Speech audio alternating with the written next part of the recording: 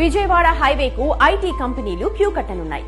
చౌటుప్పల్ ఏరియాలో 30,000 ఎకరాల ప్రభుత్వ భూమి అందుబాటులో ఉండటంతో ఐటీ పార్క్ ఇక్కడ ఏర్పాటు చేయనుంది ప్రభుత్వం. ఫలితంగా ప్రస్తుతం హైటెక్ సిటీ, ఫైనాన్షియల్ డిస్ట్రిక్ట్ తీరున చౌటుప్పల్ పరిసరాల రూపురేఖలు కూడా రానున్న దశాబ్ద కాలంలో మారే అవకాశం ఉంది. ఎందుకు విజయవాడ హైవే అంటే నేషనల్ హైవే, అంటే హైదరాబాద్ నుంచి బిజీయెస్ట్ గా ఉన్న నేషనల్ హైవే. మీరు అబ్జర్వ్ చేస్తే ఏ పండగకైనా టోల్గేట్ దగ్గర ఫస్ట్ ఒక గంట సేపు పండగ చేసుకున్న తర్వాతనే వాళ్ళ విలేజ్ పోవాల్సి వస్తుంది. సో ఫస్ట్ ఆఫ్ ఆల్ అది నేషనల్ హైవే తో పాటు క్యాపిటల్ టు క్యాపిటల్ కనెక్టెడ్.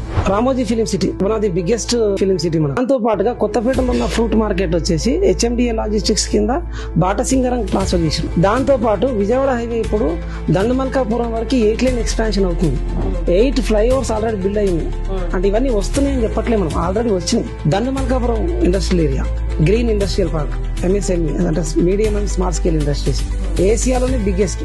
ఇండియాలో ఫస్ట్ టైం అక్కడ మనకు ఆల్మోస్ట్ 48,000 ఎంప్లాయ్మెంట్ కు ప్లాన్ చేశారు. 2019 లో స్టార్ట్ అయింది. ఆల్మోస్ట్ 120 కంపెనీస్ స్టార్ట్ అయినాయి మ్యానుఫ్యాక్చరింగ్ అండ్ సప్లై. సో దానికి ఇబ్బంది కాకుండా 8 లేన్ రోడ్ కూడా అక్కడ దానికి శాంక్షన్ చేశారు. ఎయిర్పోర్ట్ రావడానికి కానీ యాక్సెసిబిలిటీ ఈజీగా ఉండాలని.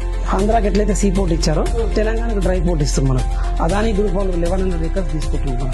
Hub of regional ring road ఏదైనా ఉంది అంటే అది చౌటుప్పల్ అవుతుంది.